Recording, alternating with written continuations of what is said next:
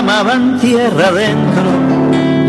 Hoy, la columna del politólogo Aurelio Argañarás, Después fueron campo afuera. hoy titulada Perón y la independencia económica. Hola Aurelio, buen día. Buen día, María Inés, ¿qué tal? Bien, muy bien. Se te escucha muy bien, ¿eh? ¿Te parece que comencemos? Bien. Bueno, yo quería recordar que el 9 de julio de 1947, en la Casa de Tucumán, Perón declaró solemnemente la independencia económica de la Argentina. Se habían iniciado ya las negociaciones para la estatización de los ferrocarriles, que se concretó recién en marzo del 48, dando lugar a un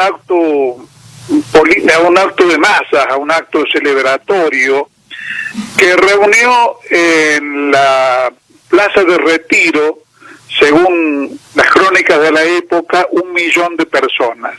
Sí.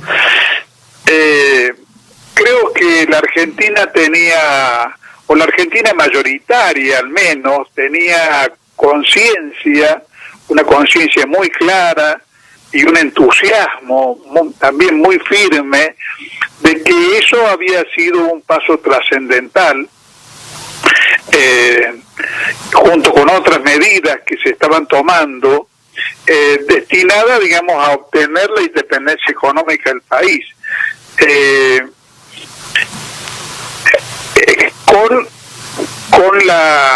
Con el respaldo, la cifra de esa celebración es un testimonio de un movimiento que se había tornado en aluvional y que tenía, digamos, una firmeza incontrastable, que era al cual era imposible derrotar electoralmente, en fin, que tenía la envergadura y la conducción necesaria como para asegurar una política de nacionalismo económico que, si bien no había obtenido ya la independencia económica, pero estaba en tren de concretarla, y tenía derecho a enarbolarla como una bandera que no solamente se proclamaba, sino que se estaba en vías de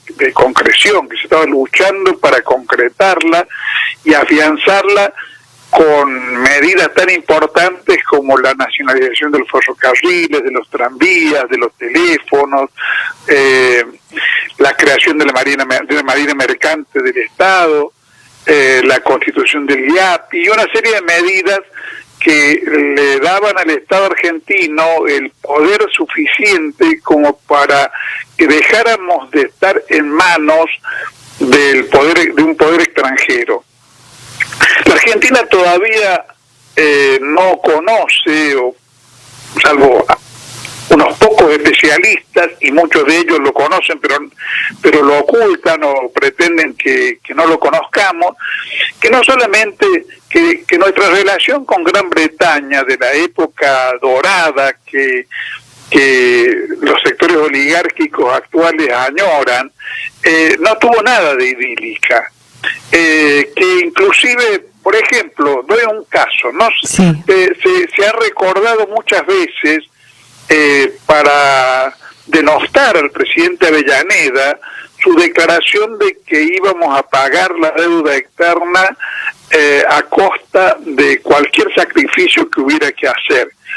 Eso, por supuesto, tiene connotaciones actuales en la Argentina de las últimas décadas, endeudada hasta la coronilla, sí.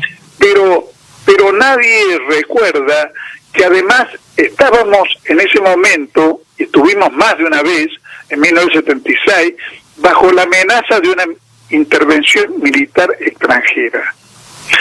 Si la Argentina fue la autora de la doctrina, de lo que se conoce como la doctrina de Drago, la doctrina de que en los países donde residen acreedores de deuda externa no tienen derecho por eso a intervenir militarmente en los países endeudados.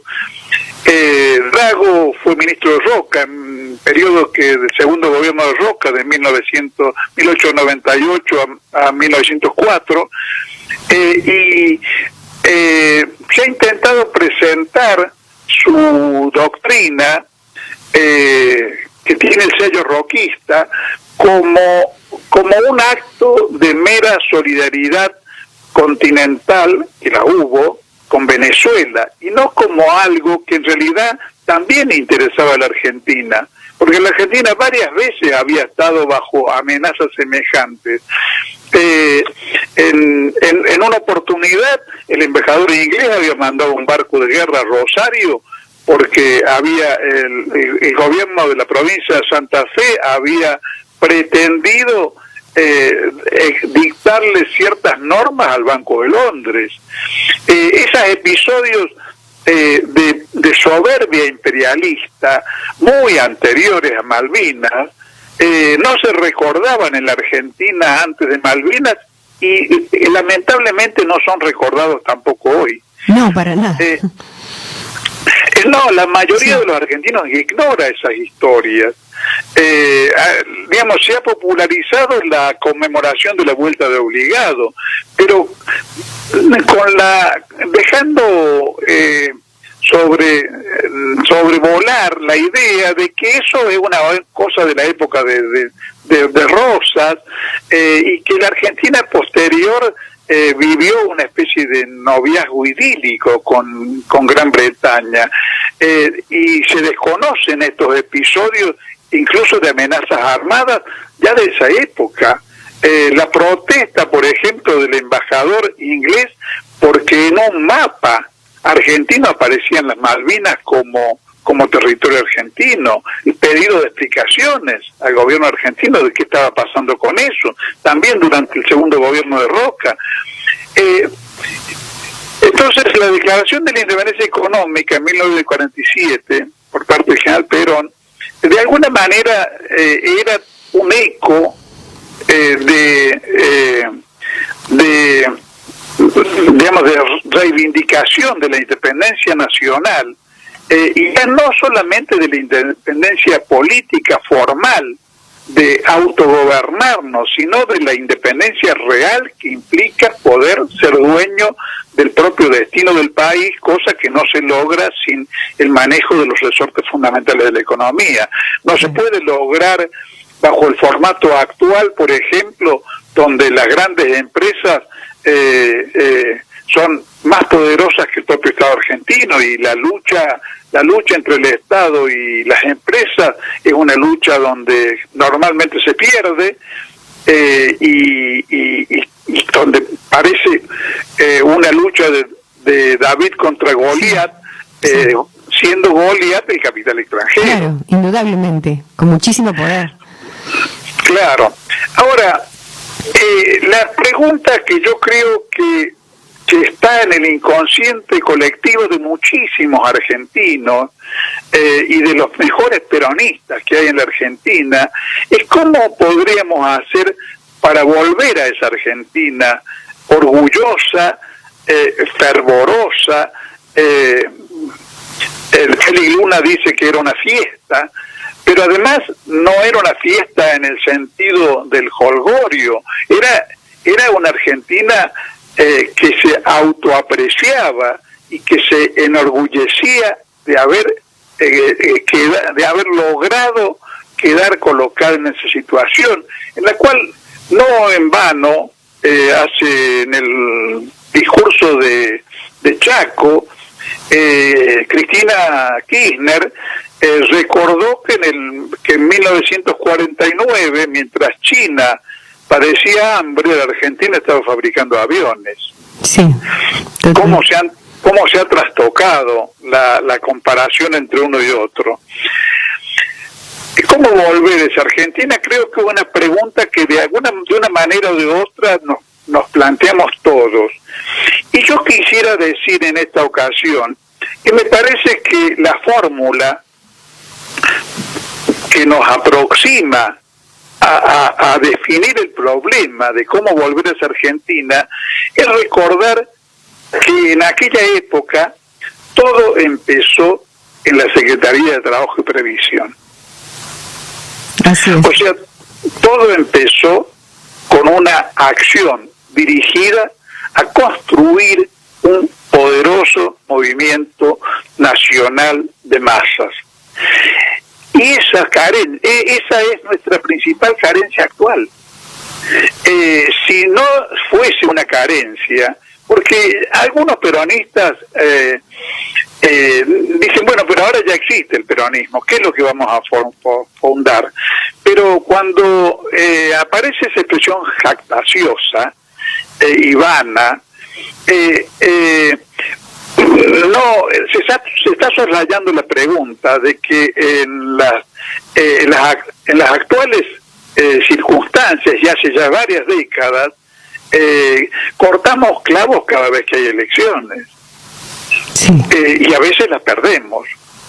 Y a veces las perdemos con resultados fatales, como fue la derrota que sufrimos ante Macri en el 2015. Y esa situación, que a lo mejor a algunos pseudodemócratas les parece la situación lógica en la alternancia democrática, en realidad es nuestra tragedia. Nuestra tragedia es haber perdido la condición mayoritaria que le permitía a Perón ganar las elecciones con el 60% de los votos. Y todo empezó en la Secretaría de Trabajo y Previsión. Y la principal ausencia que tenemos hoy, antes de hablar de las políticas determinadas de tal o cual ministro, de tal o cual funcionario, de si tal o cual funcionario funciona o no funciona, la carencia fundamental es la carencia de un movimiento nacional de masas que pueda sostener una política de lucha por recuperar o lograr, porque en realidad nunca la obtuvimos plenamente, porque si lo hubiéramos obtenido plenamente no lo hubiéramos perdido, como la perdimos en 1955, pero de construir a la Argentina como un país que puede gobernarse a sí mismo. Es asombroso que Cristina Kirchner coteje esa realidad de la Argentina y la China de 1949 y no se pregunte o no intente responder sobre qué es lo que pasó,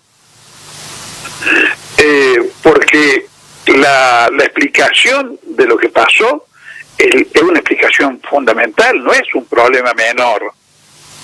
¿Qué pasó que China es lo que es hoy y qué pasó que la Argentina no pudo ser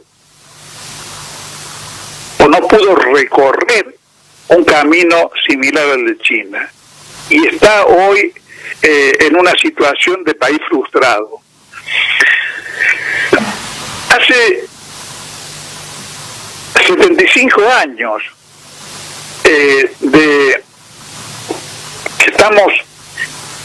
después de 75 años, mejor dicho, estamos en una situación tan dependiente como la que estábamos en 1943, antes de la aparición del peronismo, y en algunos sentidos hasta se diría que estamos peor.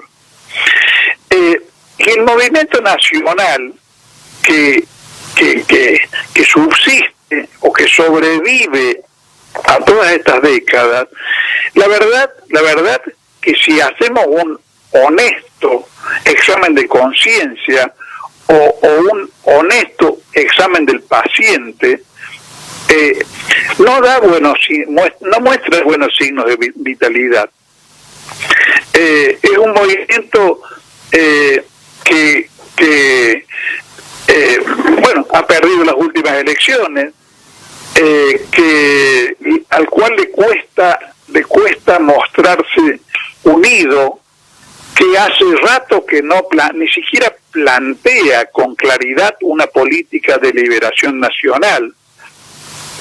En realidad, hace una política, cuando está en el poder, hace una política defensiva de los intereses nacionales, pero no una política de liberación nacional. Y además es muy difícil que pueda hacerla o que podamos tener tal cosa los argentinos sin un movimiento nacional de masas incontrastable. En estos días me comentaba un ingeniero aeronáutico que trabaja en FADEA que la producción de un avión, desde que se plantea como proyecto hasta que se concreta, es algo que no demanda menos de 10 años. Y esto me pareció un ejemplo muy claro de por qué necesitamos de construir un largo plazo. La Argentina no puede salir del marasmo en que se encuentra con planes de 2, 3 o 4 años. Necesita llevar adelante un proyecto nacional, pero un proyecto nacional no se puede llevar en la alternancia entre, algunos años que gobierna fuerzas nacionales y algunos años en que aparece la banda de salteadores del imperialismo mundial y destruye todo lo que se ha logrado avanzar, lo más bien poco que se ha logrado avanzar, y restablece las condiciones peores del aplastamiento del país, como hemos visto durante el gobierno de Macri, que nos dejó la fenomenal deuda con el Fondo Monetario Internacional y con acreedores privados, de la cual se había logrado zafar durante 12 años. Nos había demandado un largo periodo de tiempo superar las condiciones de endeudamiento que dejó la presidencia del doctor de la Rúa y el ciclo que va desde el proceso de 1976 hasta el 2001, que fue todo un ciclo, aunque en parte fuese democrático y en parte dictatorial, fue todo un ciclo de predominio sobre las decisiones del país del capital extranjero y de los sectores de los peores sectores del establishment nacional. ¿Por qué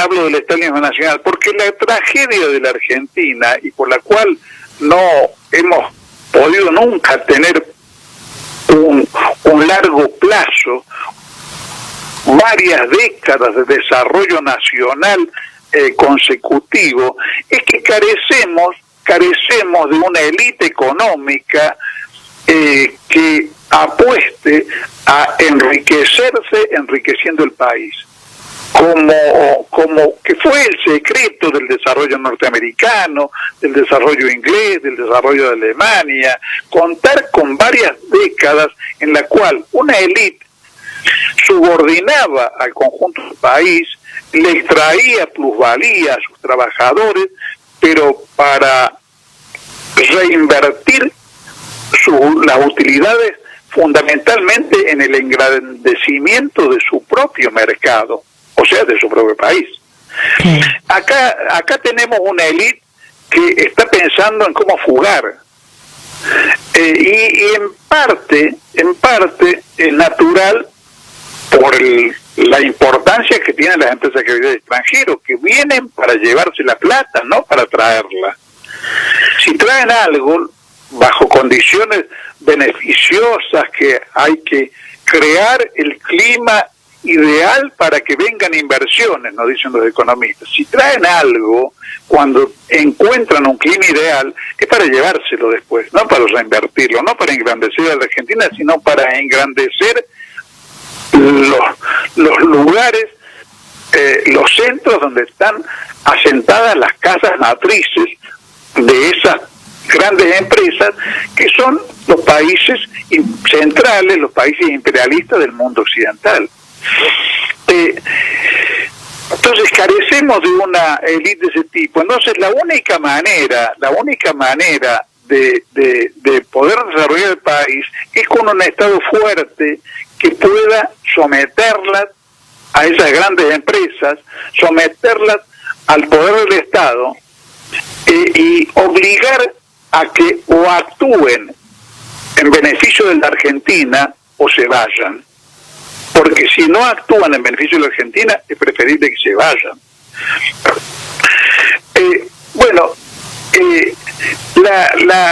La creación de un movimiento de esas características es